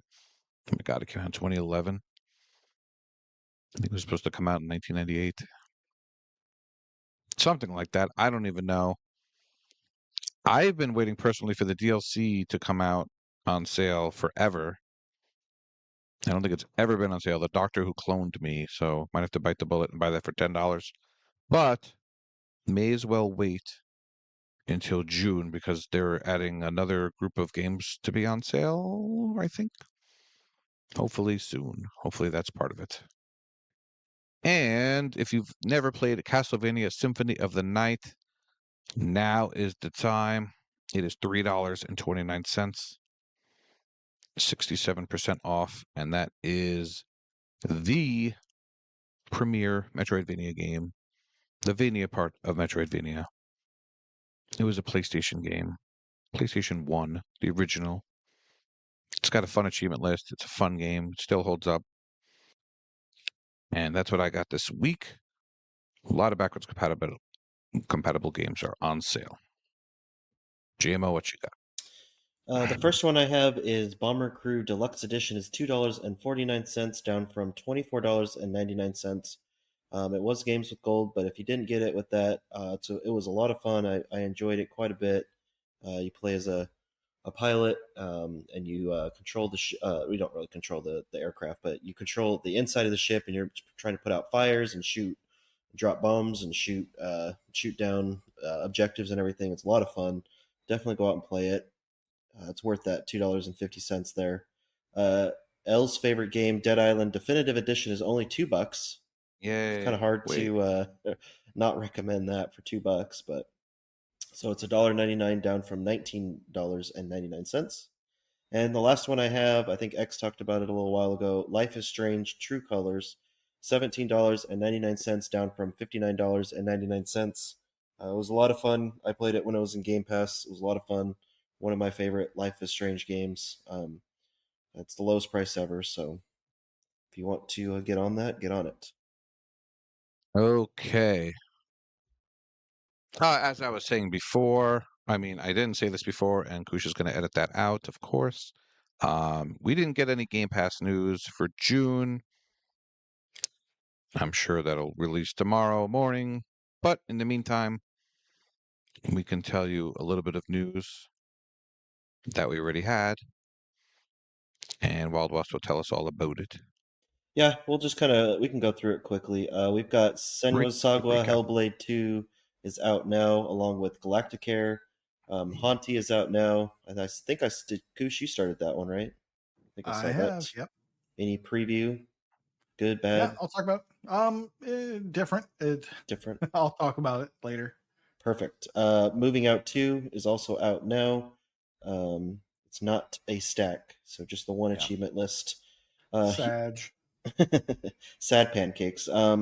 Humanity is also Humanity's also out now, along with Lords of the Fallen. And then June 4th, we're getting Firework, the adventure horror game on PC. And we're also getting Rolling Hills Make Sushi, Make Friends on June 4th. And looks like on June 18th, we're getting Still Wakes the Deep, which is possibly a survival horror game. So that's what we have for now. Hopefully next week on the live show, we will have some updated news. Yeah, it's definitely horror. It's a question of, is it survival or is it action horror? Not really sure. Leaving Game Pass, you aren't going to have much time by the time this drops, but leaving Game Pass, we have Chicory, A Colorful Tale, 15 to 20 hours. Far World Pioneers, 6 to 8 hours, although there might be some shenanigans for a quicker time if you want. People are doing carries. So there's that possibility. JoJo's Bizarre Adventure, All-Star Battle, also probably not going to be able to finish it, but it's leaving. Pac-Man Museum Plus, definitely not going to have enough time, as that's 60 to 80 hours. Little Witch in the Woods doesn't have achievements. And Railway Empire 2, also 60 to 80 hours. So quite a big chunk leaving, and hopefully we'll get some news next week. Or later this week. Okay. Looks like it's time for Rag Camp. Take it away, Wild West. All right. Faustian Greed has 150 completed games. Skeptical Mario with 400 completed games. Legless Hamster with 800 completed games. MDP 73 with 1,100 completed games. Myself with 1,200 completed games. Dish has reached 1,600 completed games. Sniped by a Girl with 1,900 completed games. Sangrias with 3,350 completed games. Redemption denied with 3,650 completed games. In streaks, we have we have Redemption Denied, Stega, and J Black, all with 150 days. Then we have Morbid 237 with 1,800 days, slight gap there, and Enigma Gamer 77 with 2,000 days, and Seamus McLimey with 2,800 days. Currently celebrating 1 year of insanity is Wild West 08 with a 1 year achievement win streak. Oh, happy anniversary. Why would you do Happy that? anniversary. Kill it. Stupid. Yeah. Seeing how long we'll go. You're going to keep going? Yeah, we'll see how long we go. All right, 101 days it is. Gamer score. We have Wazari DK just crossing the 1 million line. Good job, buddy. We then have Scudderways with 1,200,000. We have NDP 73 with the 1.4. We have Wild West 08 with the 1.5. Almost all of that 5 coming from this month because he's crazy. Kitty Skies with 1.7. Dave Bodum with the 1.7 mil. Raw Sauce Ross with the 1.9, getting close to that 2 mil. And Redemption Denied with 4.7 million. Yeah. Current leaderboards, Chewy on Ice is now in the top 20 of England TA leaderboard for adventure plus point and click. Junior Mario 2004 is in the top 20 of England Gamerscore leaderboard for visual novels and top 10 of England Gamerscore leaderboard for platformers. Northern Lass is in the top 50 of the TA Difference leaderboard for puzzle. Scotavese is in the top 1,000 of the Gamerscore leaderboard for ID at Xbox. I wonder how that happened. And in the top 20 of the Pennsylvania Achievements 1 leaderboard for platformer. Sir Polygon is in the top 20 of the Georgia TA leaderboard for adventure. In brags, I was not tagged in anything, but I will be a nice boy and read some stuff from the Brag Camp channel because we had some new names in there that I would like to shout out. Shadowed Sly finished the game Vigor, and he says that it's done after 5 years thanks to an update that removes a massive RNG grind with the use of premium currency. That's pretty crazy because he has 88 hours played, and it says it's 150 to 200-hour game. So that seems like a big deal. I hadn't heard about that. So congrats to you, Ella Follette 77. Haven't heard from you in a while. Hope you're doing well, buddy. Completed Forza Horizon 5. He said it's not as good as Forza Horizon 4, but still a cracking game. And Sarge Cassidy chimed in and completed Scott Pilgrim versus the World, the game, which I think is pretty fun. We all liked it, and Fufu hated it because he doesn't like beat 'em ups. But yeah, please, if you complete anything or if you have something to brag about, hop in there and talk about it. Tag me, and I'll read it. Or if I'm nice, I'll tag it anyway. Or I'll read it anyway. What am I saying? Okay, time for bed. Thank you so much for hanging out with us today. We love you. Isn't there a real life brag you want to say before we go off? Oh, yeah. Somebody on the podcast had an Old Bay cake. Cool, Schmoo. I want to wish you a very happy birthday, buddy. Sorry, Hope that's it a was lie. good. There was no Old Bay cake. This Old Bay pie. Was it? Exactly. I'm a pie man. Oh. So. He's a pie person. Sorry. I ruined it as always. Happy birthday. Thank you. Yep. Happy birthday. And- 1 year closer to my AARP card. Mm-hmm. Cheaper, I don't know, cheaper Doritos. Who knows? Do they get cheaper video games on your I don't- AARP card? I'll have to look into that. Asking for a friend. Alrighty. And next week should be our live show. Woo, woo. That'll be next Tuesday June 4th. So hopefully you will join us for some wacky live action. And if you haven't ever joined us, when we go live, we put up videos of the games we are talking about. We interact with the people in the chat, whether they ask questions or make a comment. And at the end of the show, we do ducky races, and the winners get money. Usually the subscribers of our Twitch channel will be entered in there. And if we're feeling generous, just maybe people just hanging out will be entered in for a prize. So please join us. And Wild West has been known to give away copies of Calico. I don't know. What? Whatever random game he spins a wheel and lands on. The London Paris Cats game, Ooh. which Well, it won't which be are out. not part of. Won't be out yet. Oh, then he'll definitely give that away then. Yeah. Well, maybe in the future I can give away like Hogwarts or something, and we can have an hour-long ducky race. What? Whoa. Wouldn't that be fun? Hour-long ducky race. I'd be in But for it, man. But they have to stay there. It's kind of like the competition. You have to like leave your hand on the car, right? There you go. There you go. We'll know. Kush has ways of finding out. Yeah, you have to check in every 5 minutes. We can I figure don't know. it out. Maybe people that have been subscribers for a year or 2 No pee years. breaks. I'm sure we can figure out something. Well, am I included in that? No, You already own the can never game. win. You can never win. Oh, no, I just have to pee. It's one of the perks of being staff. You can never win. Oh. It's the story of my life, my friend. The story of my life.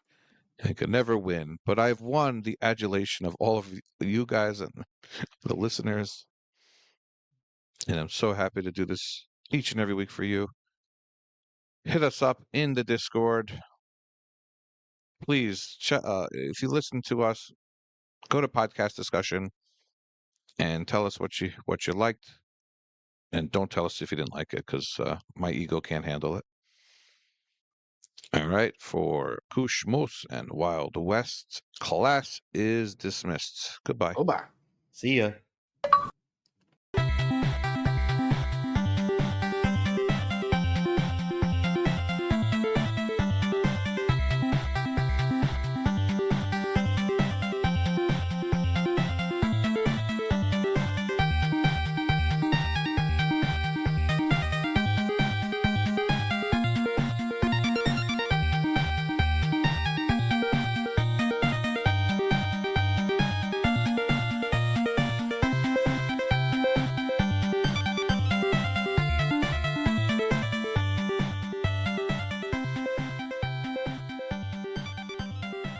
Hello and welcome back to another Neverending Stories, a short segment from way back in 2023 based on a contest that I ran for patrons and staff members of the podcast, where I asked them to go back and complete some of their long unfinished stories and campaigns and said, go on, just finish that dang thing.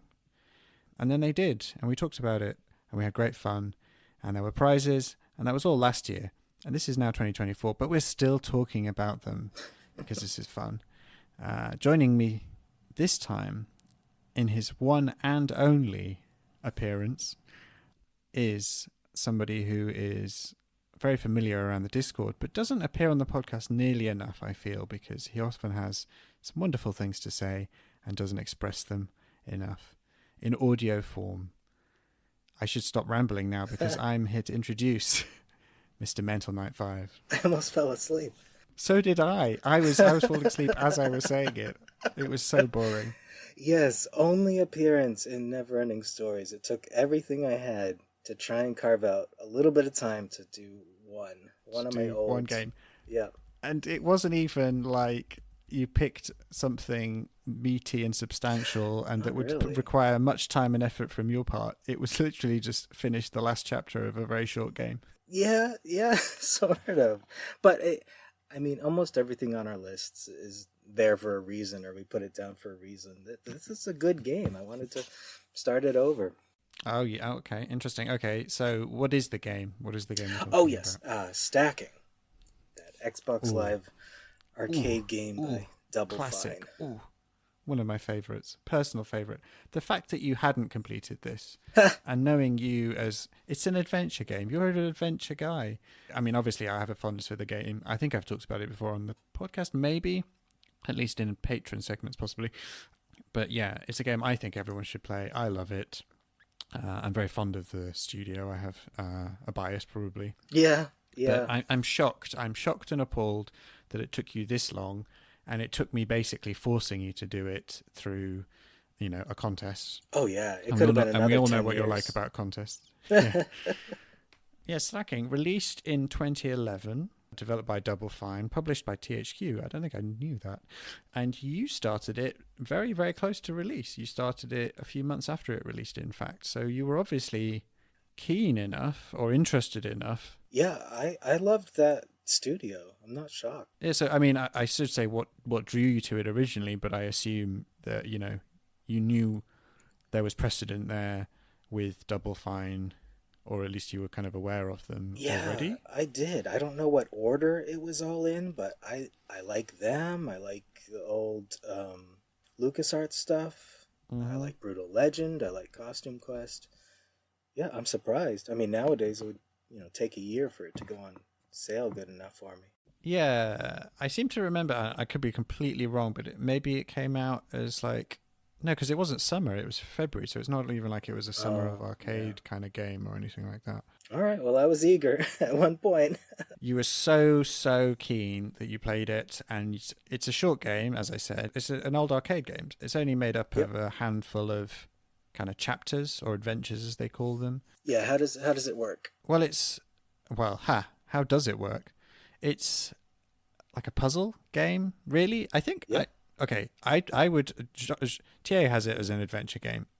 It is an adventure think game so, insofar as it's point and clicky in that you go around, you talk to people, you help people along their way. There's no combat basically at Right.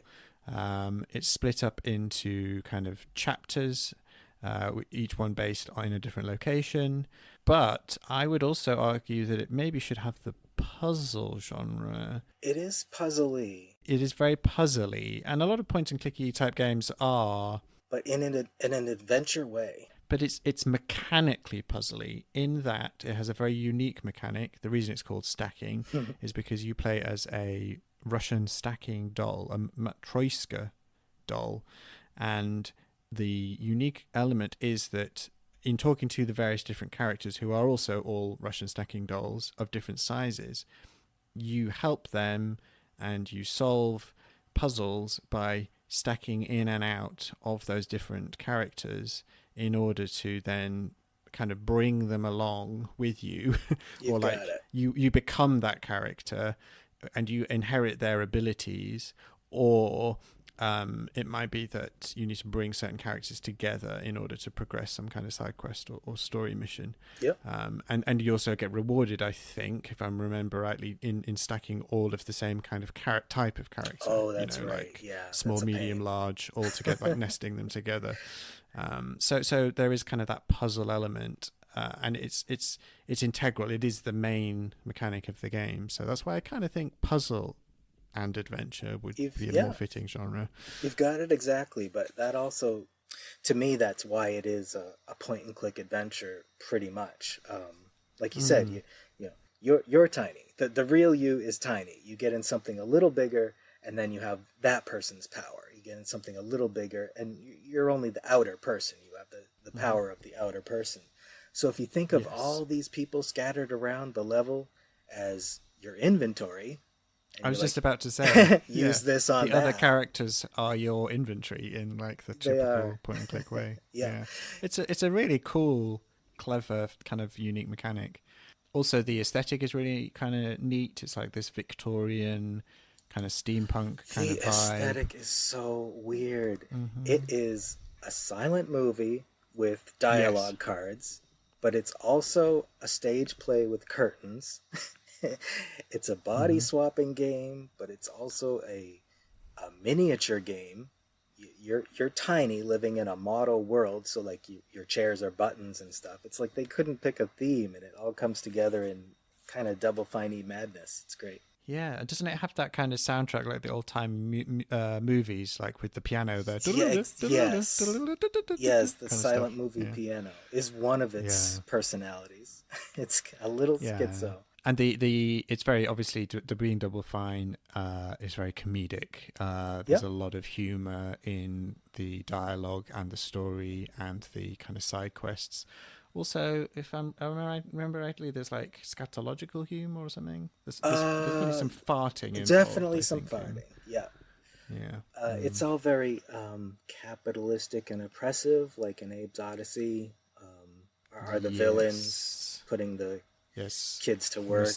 Mustache twiddling villains. Yes. Yeah, that's it. Child labor plays a large part in the main storyline. And how did they come up with something so creative? Well, I'll tell you what Double Fine did for any of the listeners who don't know about this. I had a passing understanding of how Double Fine made this, and I looked up a little bit more to try and do the interview. And the conclusion is it's more complicated than I thought. So if you guys want to go and read up about it, go ahead. But the simplified version is when they were making Brutal Legend, they lost their publisher mid-development. And to raise their spirits, Tim Schafer, I believe the president or whatnot, said, okay, guys, forget Brutal Legend. For 2 weeks, it doesn't exist. Therefore, the Amnesia Fortnite, as they called it. This was back when Fortnite meant 2 weeks. And they pitched ideas, and they made prototypes of a whole bunch of different games. And out of that, we got Stacking, we got Costume Quest, Iron Brigade, and Once Upon a Monster, all in that 2 weeks. And he says that that whole 2 weeks and what came out of it is the only reason their company is even alive today. Yes, because they made these little kind of fun little tech demos, and then they were like, "Well, hang on a sec, these are like," because they've got a team of some of the greatest, well, relatively speaking, creative, interesting people, and I think I remember also seeing that it helped them as a studio be a better studio because it allowed him to tap into some of that unrealized potential within his team, because he's got people who are like, oh, your role in our team is to be the art director or whatever. And then this guy comes out with this amazing concept for a game, and he's like, well, actually, that's amazing. You could also, there are people with more strings to their bows than just the roles that they play in the studio as writers, as designers, as artistic talents. Yeah. It's just a cool idea. I think it's one of these like things that, as companies, you kind of strive to be able to do that and rarely get the actual, I'm going to use a business word, bandwidth to literally just say, okay, we're going to stop doing what we're actually supposed to be doing and do something completely different for fun. It sounds like it could have been so soul-crushing and depressing of a time if they hadn't. That's pretty cool. Yeah. But then also for them to actually come up with something that became marketable, like good, not just good, but I think great. It struck a real chord because there were these big AAA games that were kind of falling on their asses at the time. Things like Brutal Legend, where they were getting money thrown at them and then they were failing commercially. But then at the same time, the indie market was kind of just starting to really find its feet. And then things like Xbox Live Arcade obviously was championing that. So then it was kind of just a really good time for a studio that had more resources than just like a guy in his bedroom. Yeah. And creative talent and a bit more money, I guess, to create something really, really good, but also really small, and create these little gems, which then bolstered that indie market and kind of gave Xbox Live Arcade these kind of little stars in that collection, and I think helped build the independent market. Obviously, it's now taken a different turn. It has, yeah. And I think indie games are now associated with more negative aspects of you know, the Steam shovelware type stuff. But at the time, it was glorious. That was very appealing to me back then. Mm. Yeah, just seeing XBLA was like a plus already before I even saw what the game was. Like, ooh, I'm probably interested. Yeah. It's definitely why I care now, I'd say, more about indie games than AAA games. You know, in general, I'm much more interested in following what independent studios. They got their foot in the door 10 years ago. Yeah. Medium to large independent developers. Not. I mean, there are some great kind of guy in his bedroom games that do come out, but you know, you've got to sort through the the chaff for the wheat or whatever. There's for something those great ones. about bite-sized. Yes. You know, just the gameplay time, especially. So it sounds like we're gushing, right? We're doing a lot of gushing. The gushing is palpable.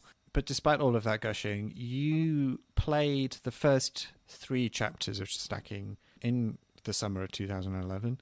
You obviously liked it. You know, I liked it. You liked it. We both liked it. I finished it at the same sort of time. You did not. You left it unfinished for 12 years. For 12 years, okay. For 12 years, yeah, between August. Well, okay, as with most Xbox Live Arcade games, it's very hard to see what people did in them because the achievements lists are very, very small. Sometimes they don't even have that many story achievements. Sure. So I can't tell if you came back. Maybe No, you did come back. it's true. No. About 3 out of 5 chapters and stalled out there. I couldn't tell you what I moved on to. It's been too long, but it's just like, this is kind of fun, and I don't know. I moved on to something else without thinking. I don't remember ever thinking, I'm tired of this, or this is too hard. I do think it took me a long time to return to it, partially because of the achievement list making you do everything. Find all the little things in every level, and It's everything relative, though. I mean, it's still not a big game. It's not find everything in GTA 5. well, it's a good game, so I'm not gonna do it with a guide. That's been my downfall a lot of the times. Is I go and try and start a 3-hour game. So I've been in contests for the past 5 years, so that's changed things or gotten in the way of some things. And I find a game I like and go, oh, whoops, better stop this game because I actually like it. I'll play it later without a guide. And that was partially Stacking. It's never going to be worth many points for anything, so I wasn't returning to it anytime soon. But I think whenever I did think about it, it would be like, ugh, you have to find all the ways to solve every puzzle, and you have to find all the little miscellaneous stuff in every level that isn't solving the problems. Just find weird stuff to do. And it's kind of funny how achievements have changed us. Because today I'm like, ugh, why are you making me do all this stuff? You're being so mean to me. And 35 years ago, I would have just been like, why can't they just make a game where you walk around and there's all this fun optional stuff to do and multiple ways to solve things, and you can just be whoever you want and fart on everyone. So that's been a big change for me. It's like, this whole list. But that's one thing I liked about this contest and most of your contests is I didn't have to finish it. Let's just see what the story does. Do you think as well what was holding you back was the knowledge that you would start it fresh as well? Like you knew you didn't want to pick it up because in theory you probably only had about 20 minutes, half an hour of gameplay, right? To finish that last chapter. Maybe a couple of hours to do everything, a few hours. Yeah, it was 2 full chapters. But if you were like, no, I'm going to start fresh, you're looking at a new 6 to 8 hours probably. Yeah, I have a very low threshold before I have to restart a game. So I knew I wouldn't have to play it all again. Yeah. And just remember who we are and who's trapped and why. I mean, okay, so yeah, talking about the story is it's well done. I think it fits the theme, but it's not super deep or complex. I don't think it would matter to restart it halfway through. I don't think you'd be like, oh no, I've completely lost the thread here of all these important characters and their backstories and, you know, why this is happening. It's not It's not an RPG or anything. No, nothing crazy like that, but it takes very little for me to have to say, I want my handheld again. I want everything taught to me all over again. And just, they kind of ramp you up, right? Start you with some easy puzzles and work to, okay, now that you get it, now you're on your own. I just wanted all of that again. I usually do. I guess.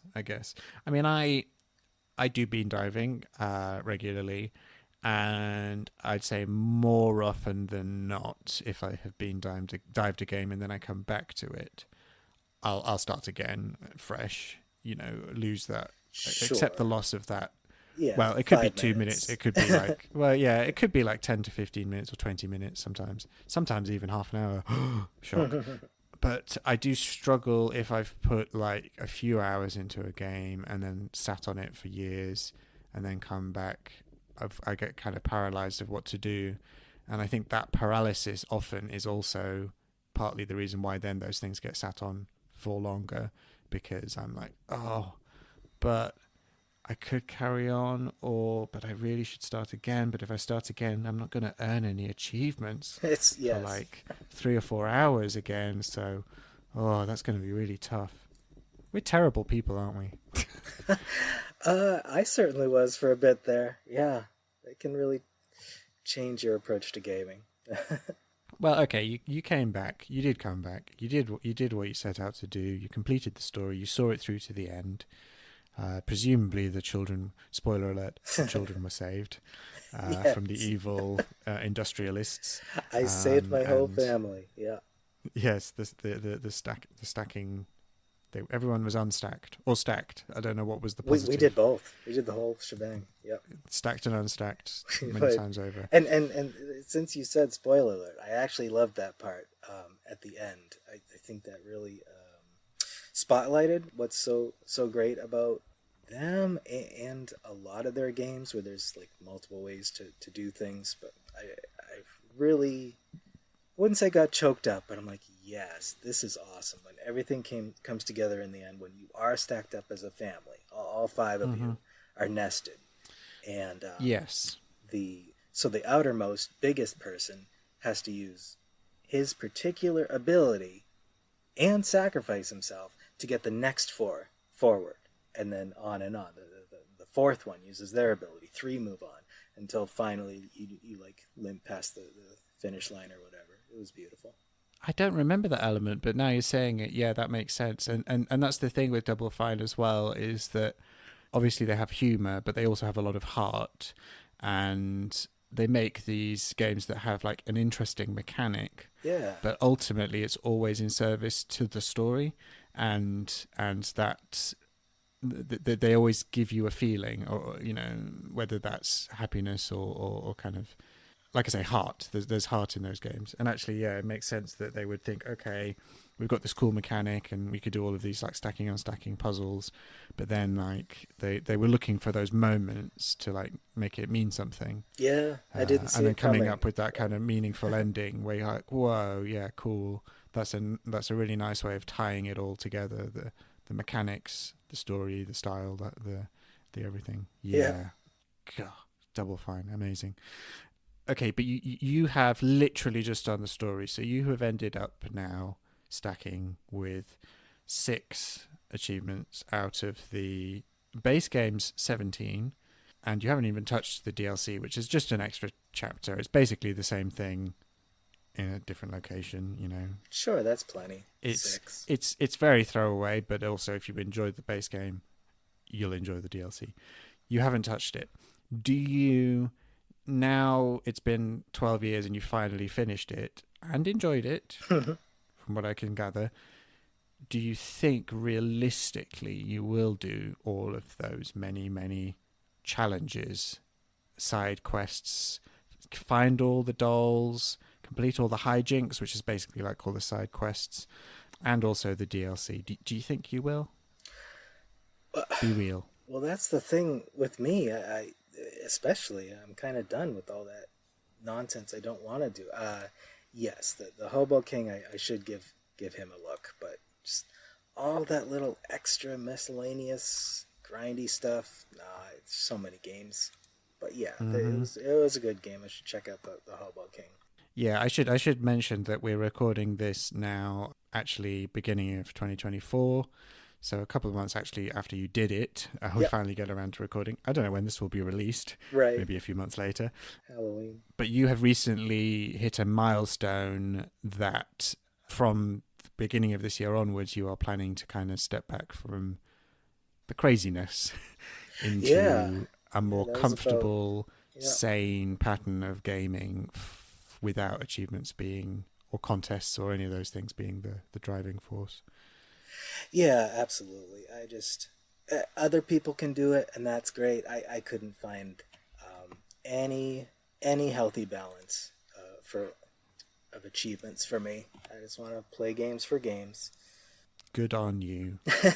So with that being said, you kind of now have got out of this what you kind of want, and going back to it would be more of a chore, despite it being, again, a good game, but not what you want from it.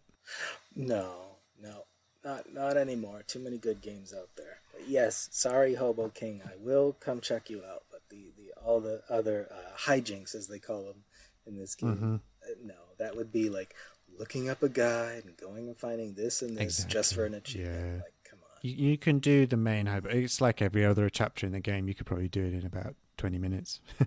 And they have good hints too. What's satisfying for me? Finding one way to solve it, or all three ways? It seems like most puzzles have, I believe, three different ways that you could have, gotten through that door or distracted that person, which is again very Double Fine, very clever. And they have hints for all of them.